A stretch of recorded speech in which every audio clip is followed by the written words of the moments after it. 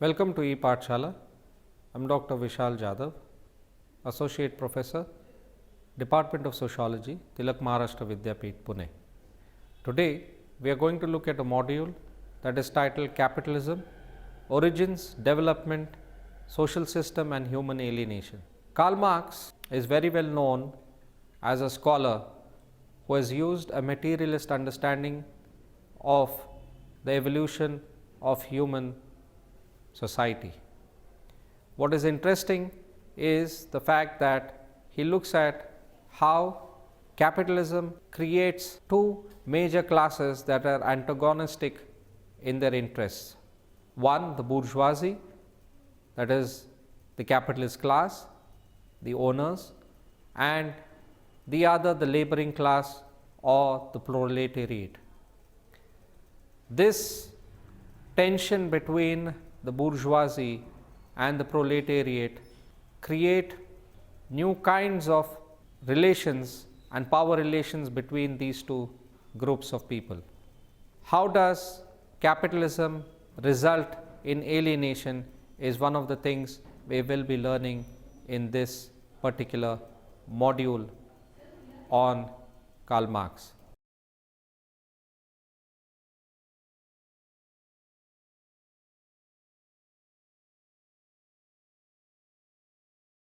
In today's society, we cannot ignore the fact that we are also part of the economic system that determines our life choices, worldviews, and cultural and social aspirations. Every day of our life is invested in accumulation of money, goods, and services which involve movement of money, labor, etc. These things that we are doing helps one way or the another to help form part of society's movement of capitalism. Globalization is not new, but the present form of globalization is reinforcing inequalities and capital accumulation. Today, labor, money, and knowledge are easily transferable globally. Cities such as New York, London, Brussels, Tokyo, Manila, Mumbai, Paris, and the rest of the major cities are now well known as global cities. These cities offer all kinds of services and facilities to its citizens and the migrant global citizenry. In the process, it caters to those individuals who are recognized by the state and aids in creating a system in which exploitation and pauperization of those at the margins is normalized. The capitalist system of the globalized world offers avenues for accumulation of wealth and growth of billionaires and millionaires in today's world. Until now, one could understand disparity through the binary of global north and south. Today, this division is fast eroding, and in the near future, Asia may have the highest number of billionaires. Today's capitalist systems offer a variety of services and products to its consumers. But on the other hand, a large section of humanity, especially in the third world countries, is kept on the fringes of the system. The poor become poorer and the rich become richer.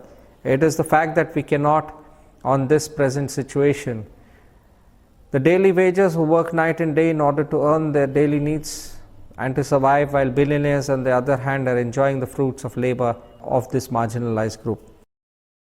But how did human society enter this so-called era of capitalism? According to Marx, historical necessities determine the future courses of human agency.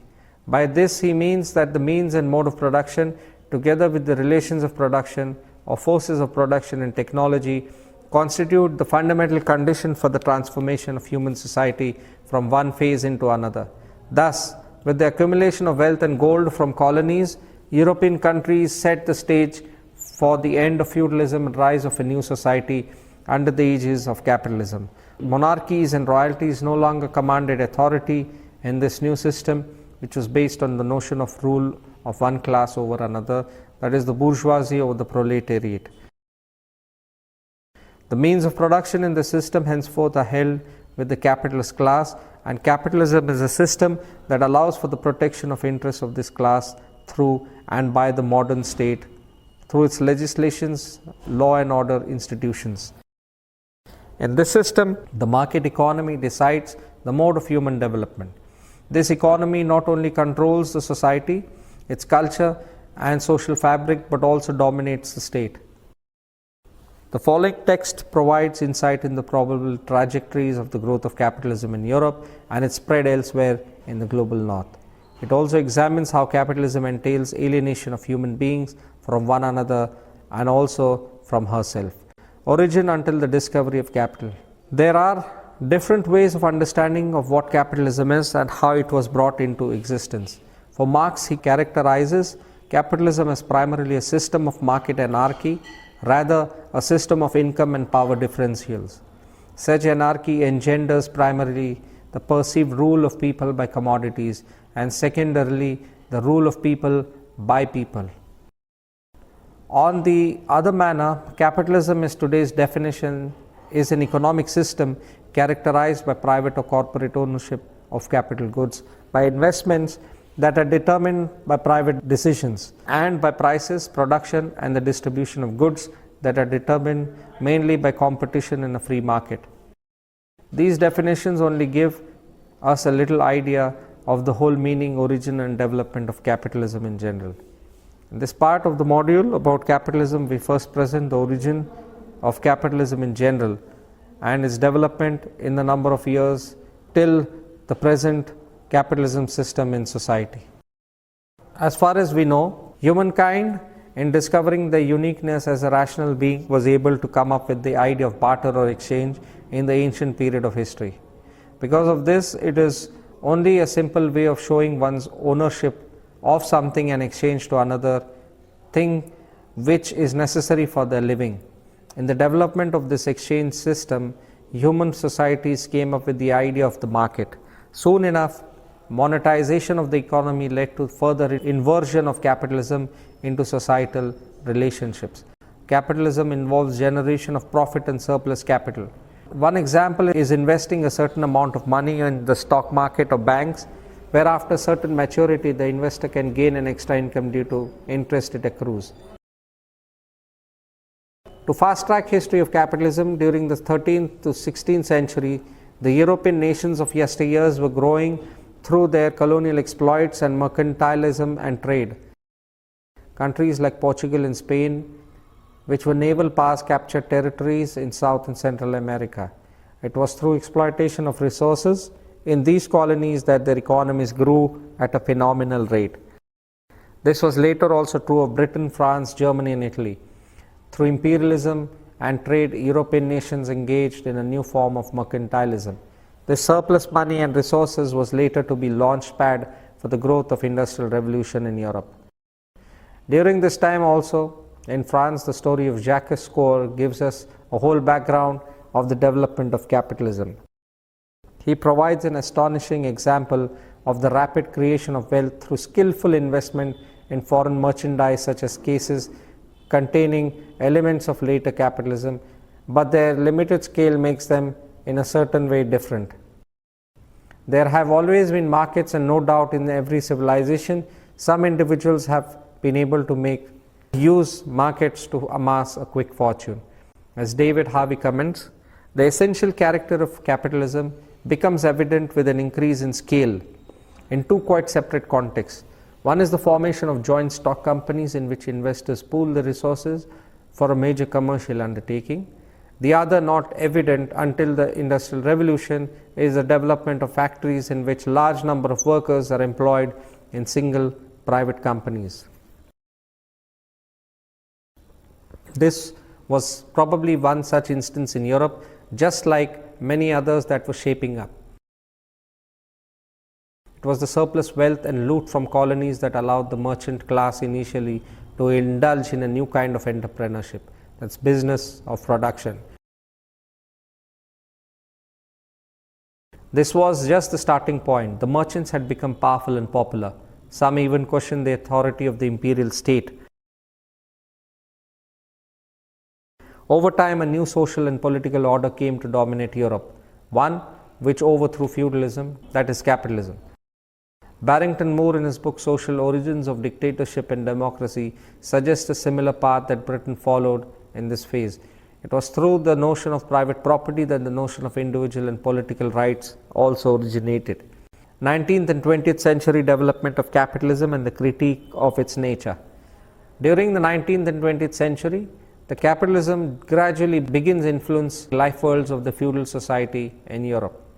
Private property, modern state, new laws, bureaucracy also begin to take shape as the early phase of capitalism begins to institutionalize itself. The trends and its essence change into different perspectives.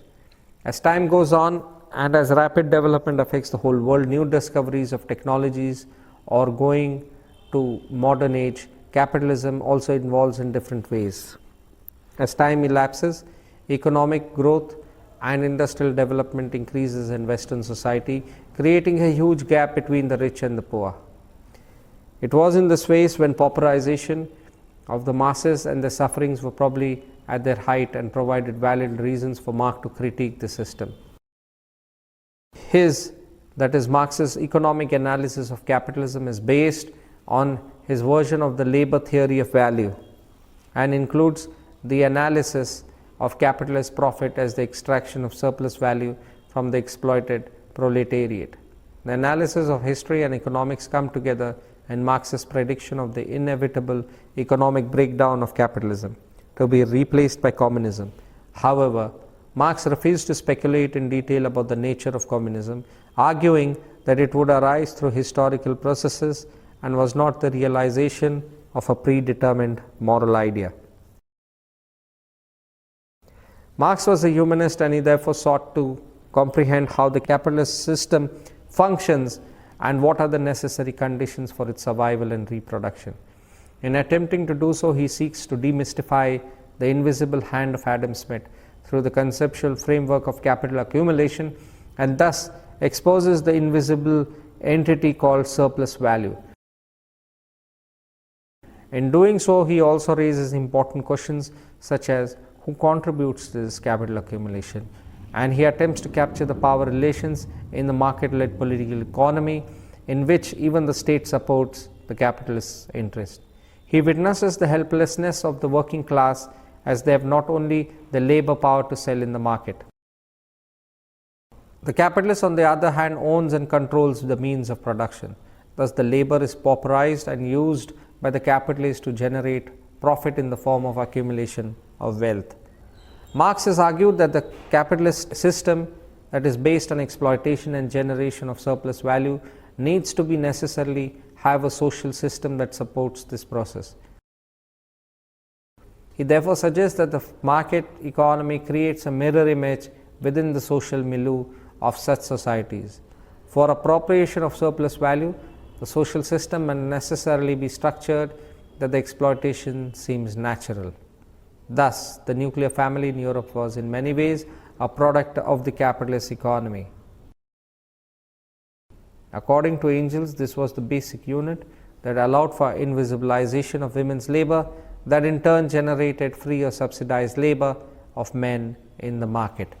If it were not for the free labor of women who tended the family, capitalism would have collapsed. Also, women workers were paid less than the men counterparts so as to maximize profits. Social system in the society of capitalism and human alienation. Similarly, if one were to employ Marx's logic, then the whole area that constituted the social was directly affected by the market and political economy.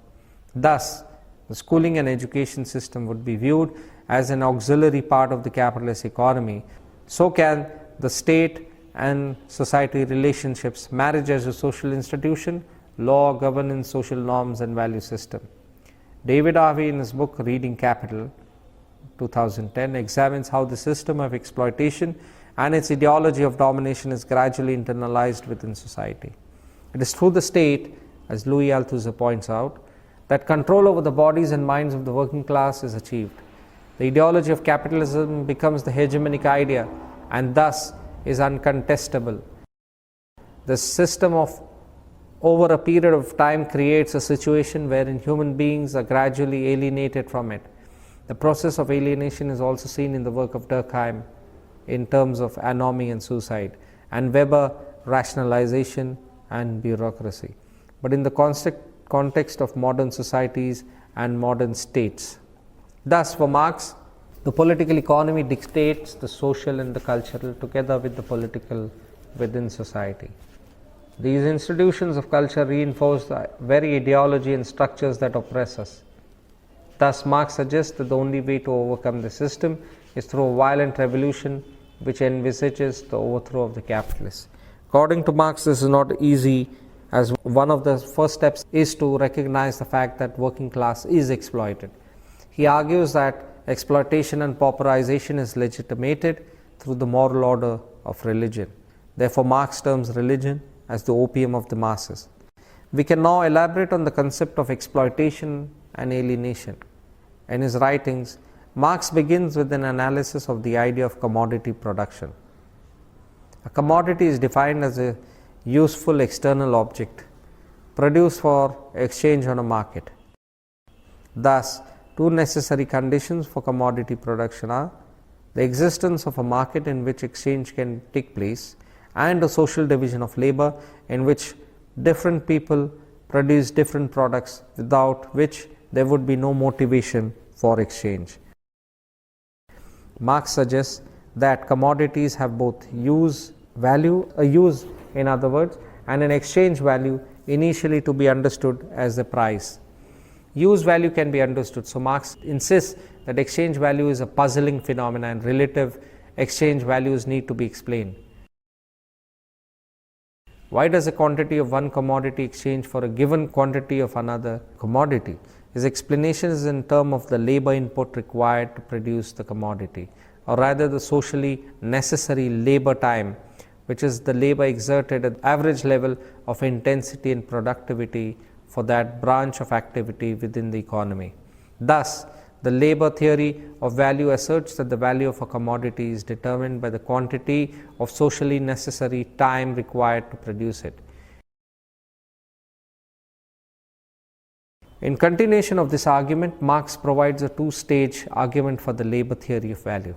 The first stage is to argue that if two objects can be compared in a sense of being put on either side of an equal sign, then there must be a third thing or of identical magnitude in both of them, which they are both reducible to. As commodities can be exchanged against each other, there must, Marx argues, be a third thing that they have in common, and this motivates the second stage, which is a search for the appropriate third thing, which is labor in Marx's view, and the only possible common element. Both steps of the argument are, of course, highly contestable. According to Marx, capitalism involves the organization of exchange through the market, but this does not merely mean the exchange of commodities, but the advancement of capital through monetization, thus generating profit. The actual cost of production plus the labor power and wages together with the expropriation of the surplus value constitutes the gross profit of the capitalist. The money moves through a particular trajectory, the purchase of one set of commodities which is then transformed into other commodities, which is the command of a higher price, through the use of abundant and easily available cheap labor power, which finally culminates in the generation of profit. Before Marx, Adam Smith had also attempted to comprehend how this process actually works, but resigned with the idea that there is an invisible hand that operates vis-a-vis the market that allows for the uncontrolled and ever expanding capitalist market to reproduce itself over and over again. It is here that Marx critiques Adam Smith's analysis and suggests that it is only the exploitation of cheap labor power that profits can be made. In capitalism, the owner class purchases the worker's labor power. In return, the worker is paid wages. It is this act and the one that follows that allows for surplus value to be actually generated. Once the product or commodity is manufactured, its cost is determined in the same way as the cost of any other. That is, the terms of the amount of socially necessary labor power is required to produce it. The socially necessary labor power means all factors that lead to the final manufacture of the commodity. That is, labor, cost of the raw material, time, other investment, etc. However, when the commodity is sold, it includes another component called the surplus value.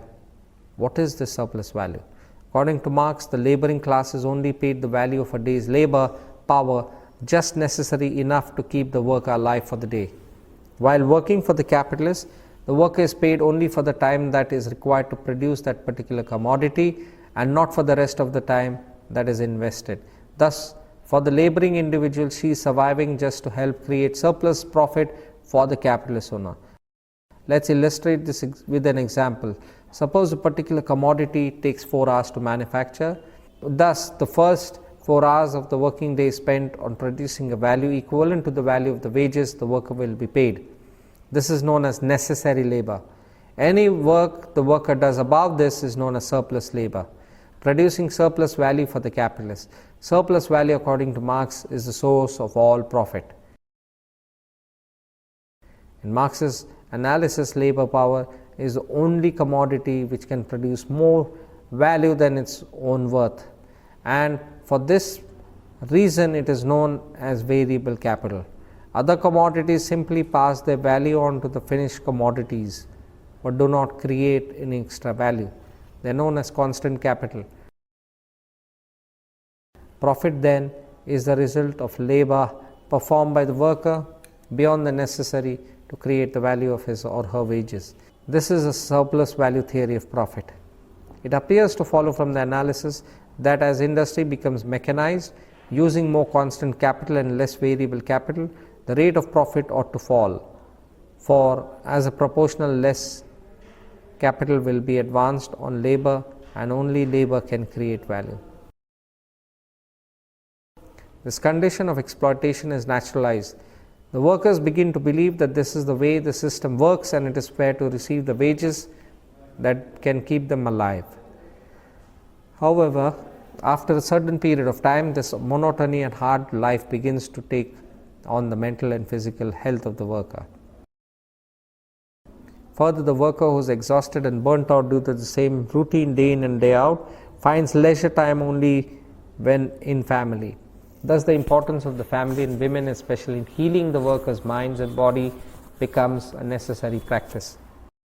Capitalism, in this sense, actually divides human life into two main binaries: work and leisure.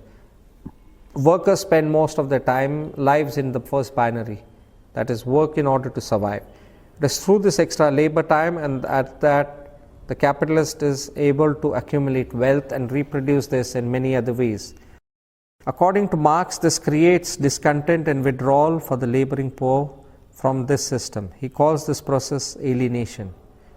Marx believes that there are 4 levels at which the worker is alienated from the system.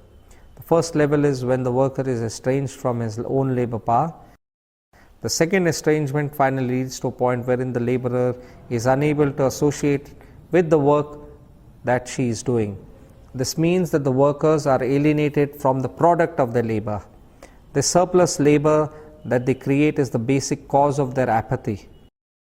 Thus, according to Marx, the alienation of the worker in the process of manufacturing the commodity means that not only does her labor become an objective reality which has an external existence, but that it exists outside her or him, independently as something alien to her.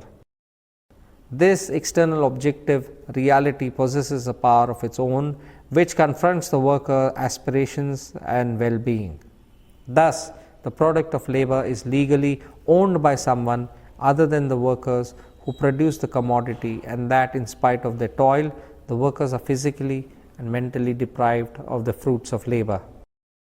In the words of Marx, so much does labor's realization appear as loss of realization that the worker loses realization to the point of starving death.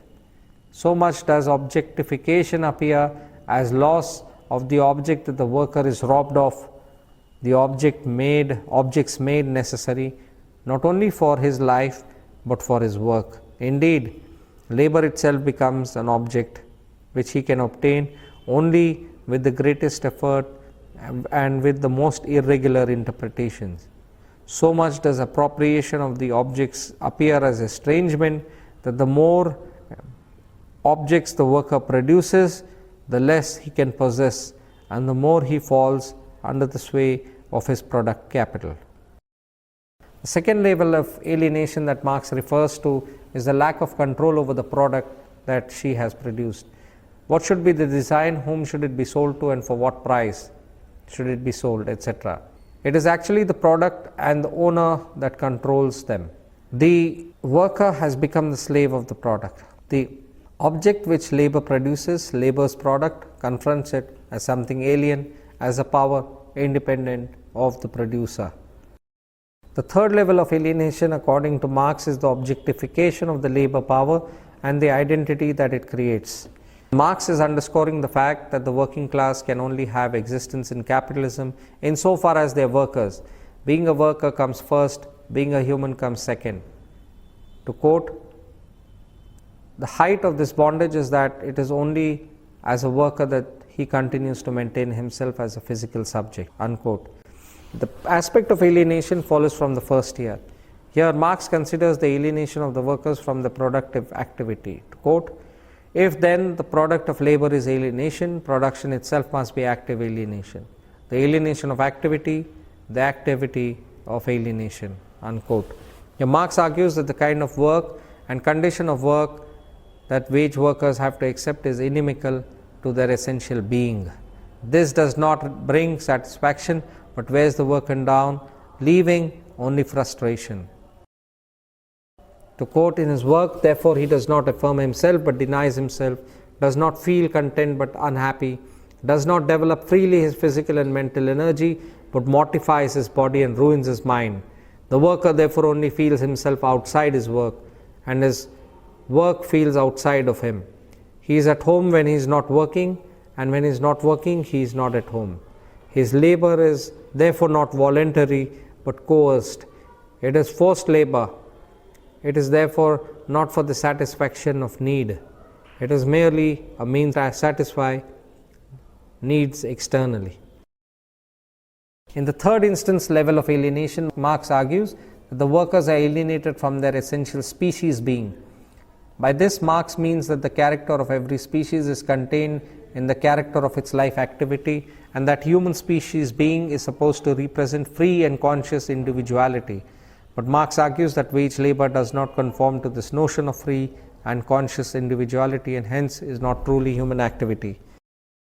To quote, the object of labor is therefore the objectification of man's species life, for he duplicates himself not only as in consciousness, intellectually, but also actively in reality, and therefore he contemplates himself in a world he has created. In tearing away from man the object of his production, therefore estranged labor tears from his species life his real objectivity as a member of the species, and transforms his advantage over animals into the disadvantage that his inorganic body, nature, is taken away from him, unquote. Finally, the fourth aspect of alienation follows from the first three aspects, that is, estrangement of human from another human. In other words, instead of truly human relations between people, relationships are governed by people's roles as agents in the economic process of expansion and accumulation of value. Thus, to finally conclude, this module has looked at how humans are completely alienated from the capitalist system, in which the laboring class has nothing else to sell but its own labor. Even the sale of this labor and the rules that outline the sale of this labor is defined by the capitalist class. In this way, the worker is alienated from one's own labor, is alienated from the product that he or she creates, and is alienated from fellow human beings. Finally, the alienation is complete because the individual is completely alienated from society.